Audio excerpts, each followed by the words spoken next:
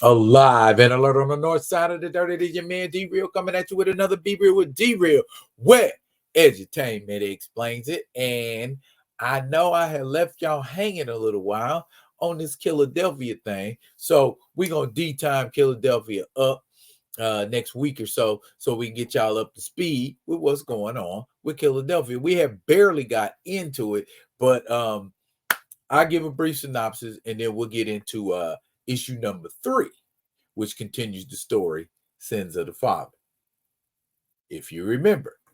But before we do that, let's do what we need to do so we can do what we want to do.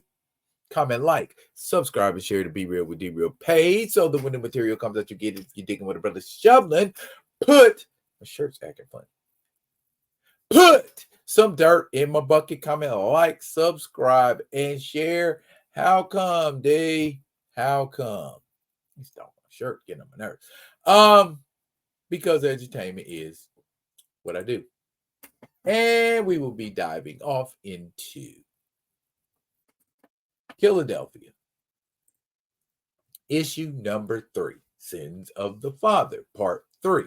Issue 1 and 2. There were strange goings-ons. People were coming into the morgue. They were dead, and they had yellow fever symptoms on the street. Weird.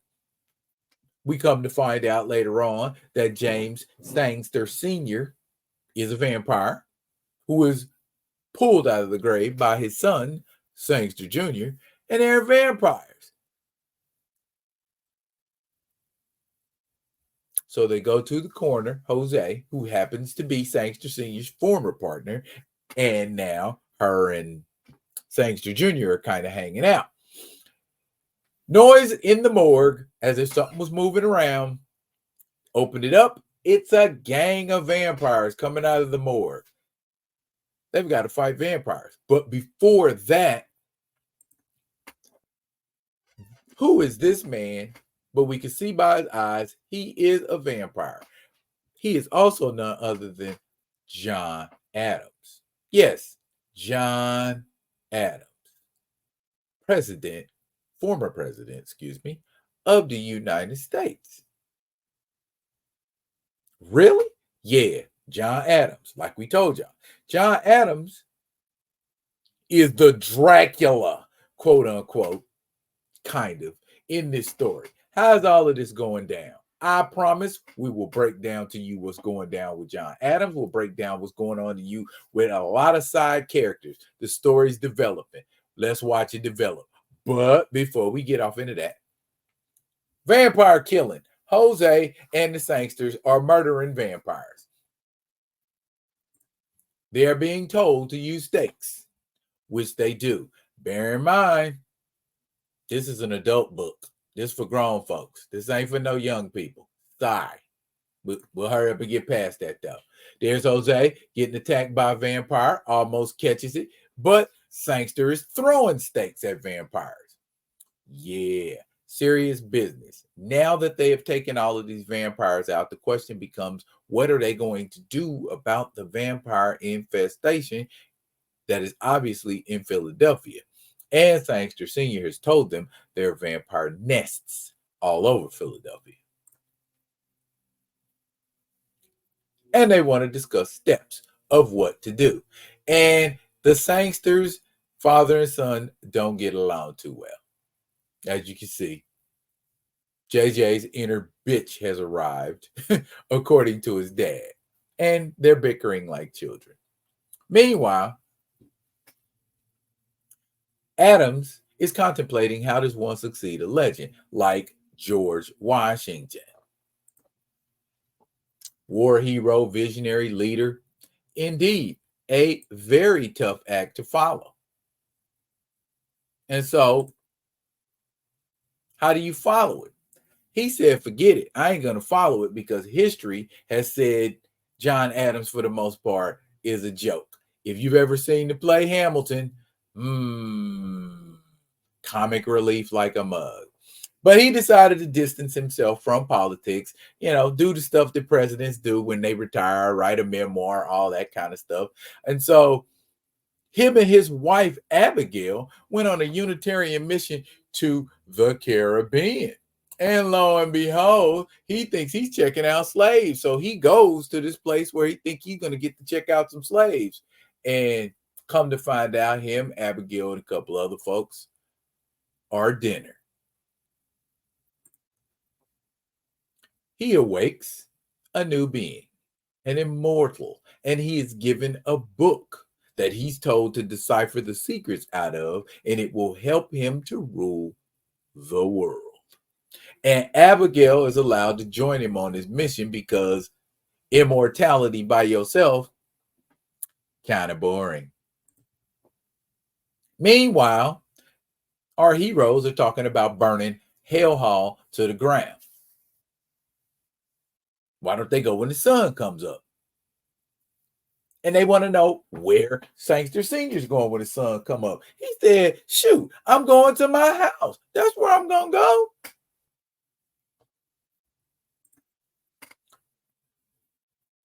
And he's letting him know, you don't hurt family. I'm going to go over to this nest because my son said I'm one of them. You see what I'm saying? So, yeah, they got a nasty dynamic, to say the least. Father and son have a nasty dynamic. Meanwhile, here's John Adams' crew, which consists of Seesaw and a couple of other folks. We know Mr. Tompkins from the previous 2 issues, and we know that his grandma is very special to him, to say the least. Aren't all our nanas special to us? Of course. But they're talking about, hey, I heard you've been chit-chatting with Prez. And he's like, yeah, I got questions. And Topper, who's kind of like the equivalent of Steven from Django, is like, what kind of questions? And, you know, Seesaw's a street slick Philly boy. And he's like the kind that need answering. And basically, Topper's letting him know, I've been with him since the war, so let's know what you let me hear what you got to say so I can rip your heart out your chest. But we're vampires, Topper. You ain't gonna kill me. And he's presenting the question. John says it's all about making America better. Where one money, race, or class don't mean nothing. But he goes even deeper. But we're building on the same flawed ideas that effed us in life. So my question is, why have any system at all? Why can't it just be the vampires running wild out in this piece? Ooch, that's a terrible thing to contemplate. Meanwhile, we see the walk of John Adams. And as you notice, John Adams is getting a little more fly looking. He's getting a little slimmer. You know, and he's living through some things, and he's seen some things from the birth of America to Trump and Obama. He's been around, he's seen it, done it all. Of course he has. He's a doggone vampire. There he gets his wife up, and they go back to Massachusetts, and they're told, you got yellow fever. But there's no prognosis for what they had. As you can see, Brother Adams is like, I got plenty to feed on here with my slaves. And so meanwhile, between immortality and trying to get that book deciphered, he didn't have too much to do. So him and Abigail said, we got to contemplate how we going to slide out of this world because we're not getting any younger. So Abigail agreed to, quote unquote, die first.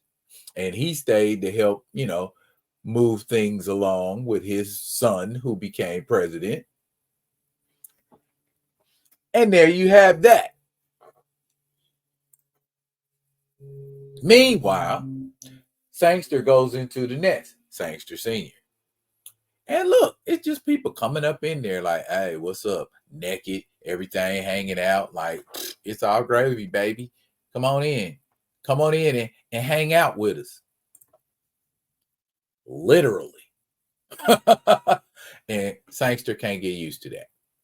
Meanwhile, as John and Abigail grew together.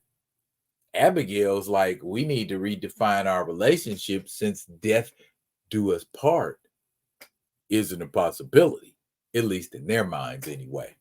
And he wanted a type of relationship where they would still be together in some way. And she's like, nope, we got to do this, baby.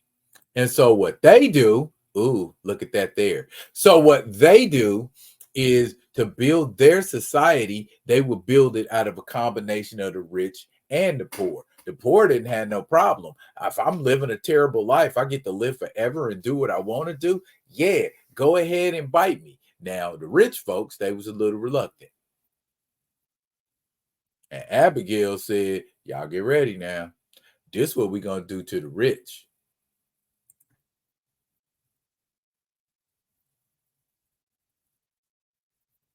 Why are they doing that to the rich? Because sex and death were fitting inducements. I guess so. Clearly. Goodness gracious. Anywho, we get back to James Sangster Sr., who is heading home from the nest. And as we can see, the sunlight's tipping in. And he had a conversation with himself about how the quality of the nature between himself and his son's relationship is so trashy, and he wants to get it together, but let's focus on Adams right now.